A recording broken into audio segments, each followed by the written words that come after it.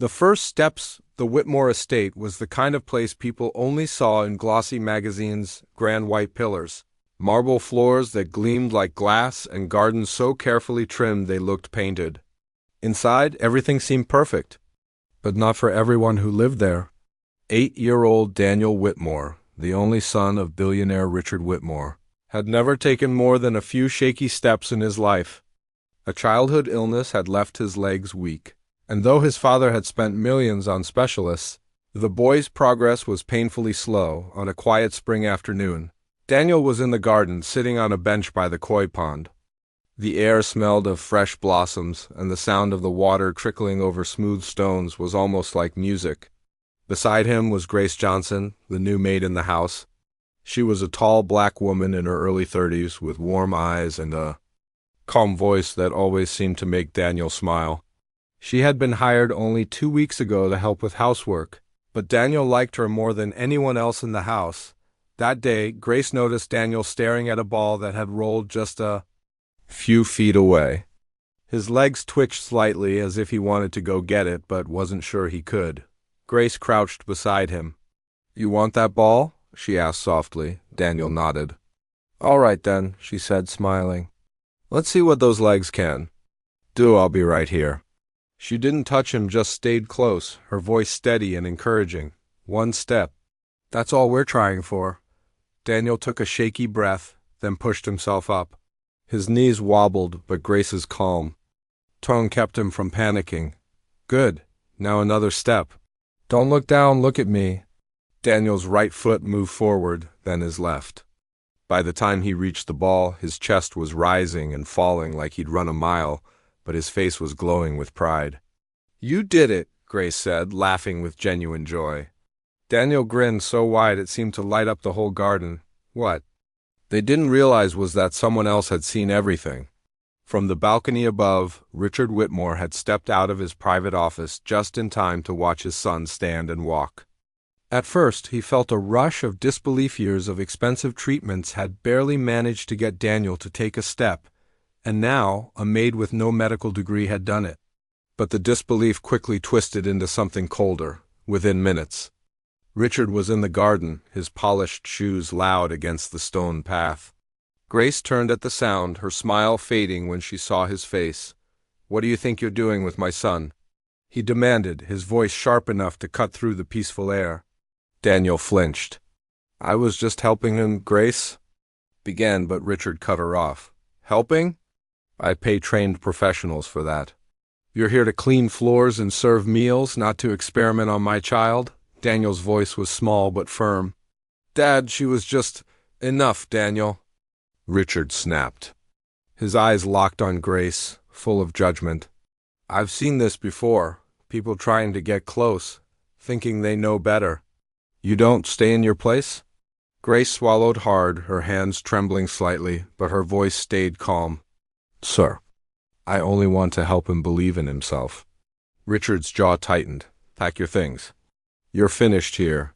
He took Daniel's hand, ready to lead him away, but the boy resisted, clinging to Grace's skirt. "I don't want her to go," he said, tears welling in his eyes. For a moment, Richard hesitated. He wasn't used to his son standing up to him, but then he pulled Daniel away, leading him back toward the house. Grace stayed where she was, the sound of Daniel's quiet sobs echoing in her ears.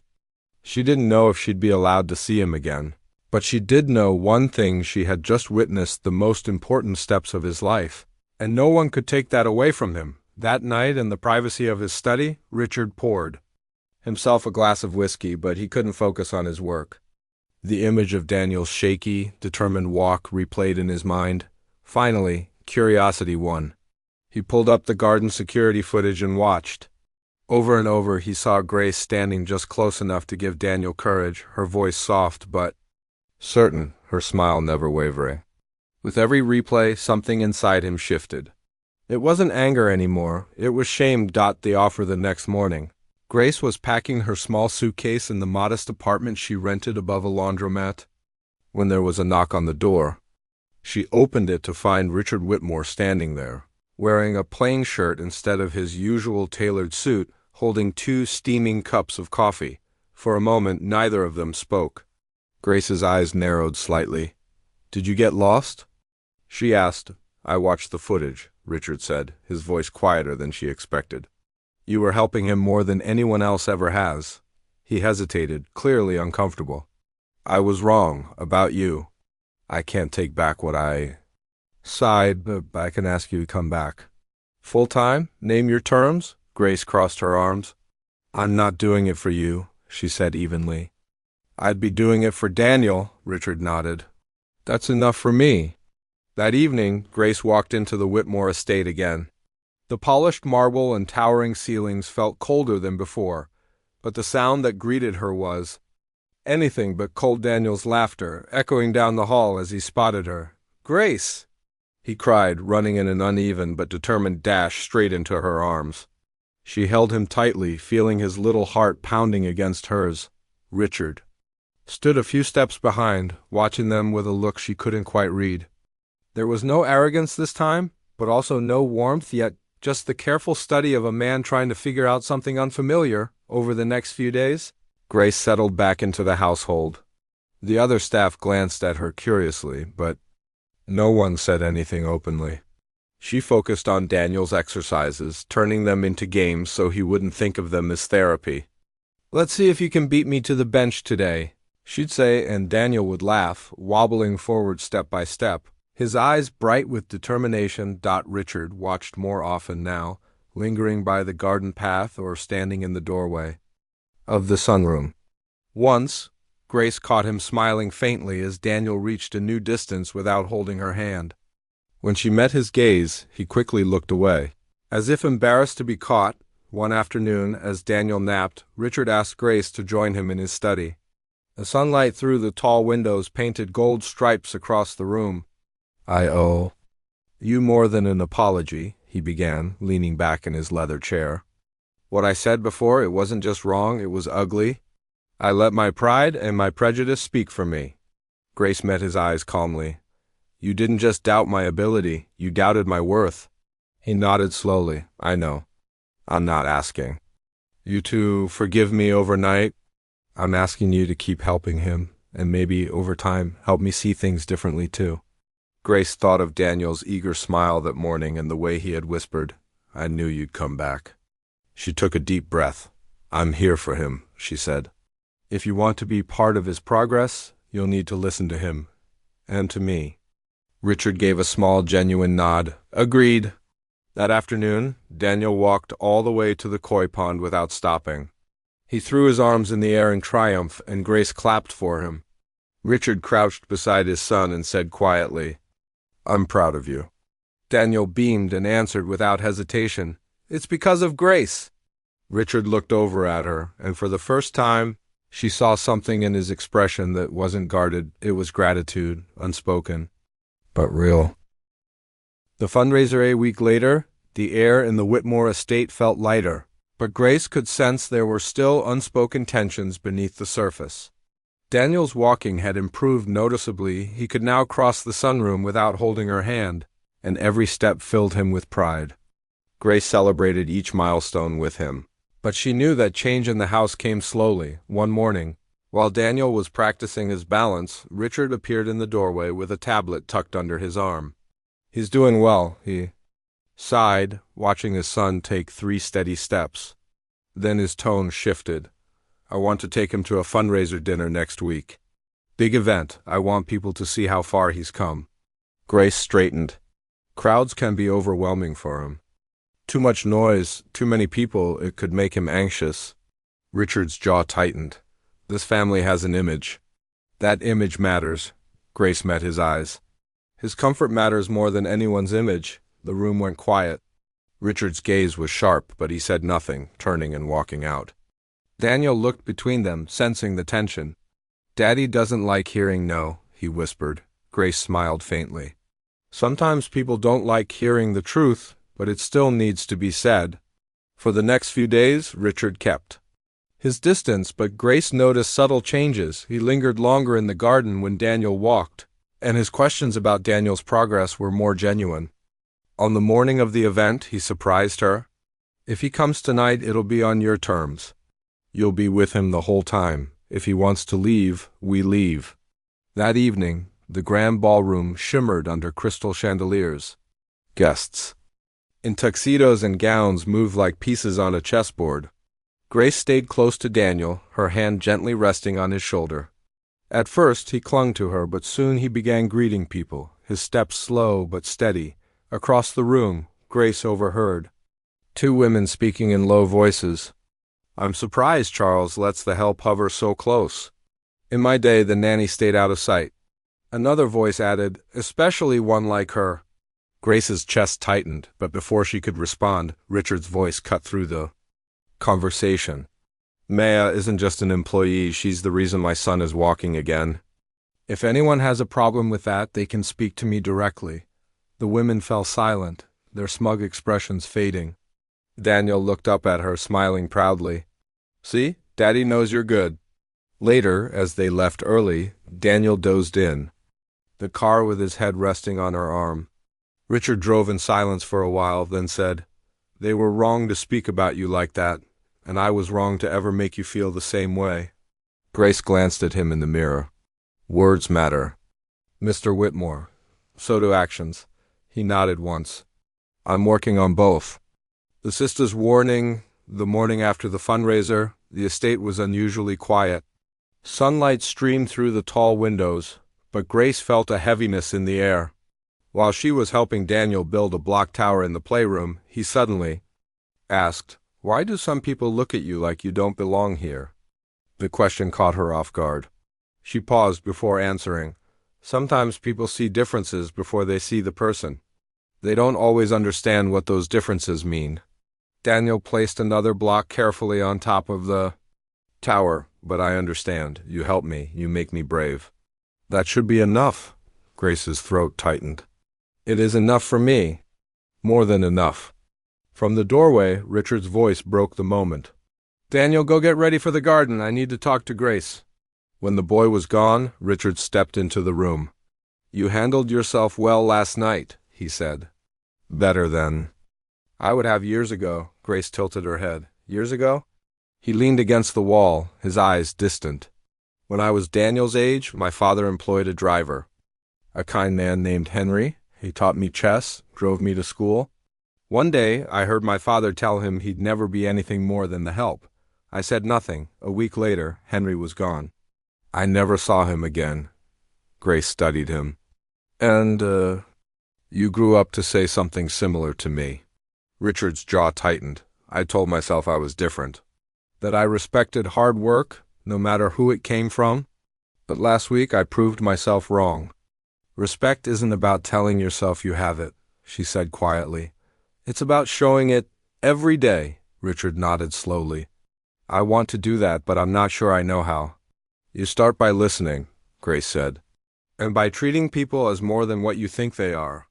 That afternoon she was in the garden with Daniel when Richard joined them carrying a wooden chess set. "It belonged to Henry," he explained. "I thought Daniel might like to learn." Daniel's eyes lit up. "Can Grace teach me?" Richard hesitated for a second, then nodded. "If she's willing." They set up the pieces by the koi pond, Grace explaining the moves patiently. Daniel giggled as she showed him how the knights jump over other pieces. Halfway through their game, a sharp voice called from the other side of the garden. A tall, elegant woman approached, her heels clicking on the stone path. She looked like she belonged in a magazine. Perfect hair, tailored suit, cold eyes. "Charles," she said smoothly, "Mother called me. She's heard about this arrangement. She's concerned." Her gaze flicked to Grace with clear disdain. "Appearances matter. The Whitmore name matters. You can't have—" She waved her hand dismissively toward Grace. "This paraded in public." Richard's expression didn't change. "Her name is Grace Johnson. She's the reason my son is walking again. If Mother has a problem, she can speak to me directly." The woman's lips pressed into a thin line. "You've changed, and not for the better." "Maybe," Richard said evenly. "Or maybe I've just stopped pretending the old way was right." She turned sharply and walked away. Daniel looked up at Grace, worry in his eyes. "Will they make you leave again?" "Not if your dad has anything to say about it," she replied. Richard's voice was certain. Not this time. The first strike-two quiet weeks passed without any sign of Richard's sister. On the surface, the estate felt calmer. Daniel's steps were stronger, his confidence growing each day. He could now walk from the garden gate all the way to the koi pond without stopping, and every time he did, he'd turn back to Grace with a grin as if to say, "See? I told you I could," but Grace knew better than to believe the storm was gone. Families like the Whitmores didn't forget their grudges. They waited for the perfect moment to strike. That moment came on a Thursday morning. Grace was in the therapy room with Daniel when Richard walked in holding his phone. His face was tight with controlled anger. Without a word, he handed her the screen. It was an online gossip article with a headline that made her stomach turn. "Billionaire's heir. In questionable company, caretakers past raises eyebrows." The article dragged up moments from her life she had never hidden but certainly hadn't. Broadcast working multiple low-wage jobs, fighting eviction in her 20s, and caring for an elderly neighbor whose will left her a small inheritance. The tone made it sound suspicious, as if she had planned every act of kindness for personal gain. "Margaret," Grace said quietly, handing the phone back. Richard nodded once. "It's her style, throw dirt and hope some of it sticks." Grace straightened her shoulders. "I've done nothing to be ashamed of. If surviving is a scandal, then so be it." "I'm not accusing you," Richard said. "I'm telling. I'll handle it, but we need to be smart.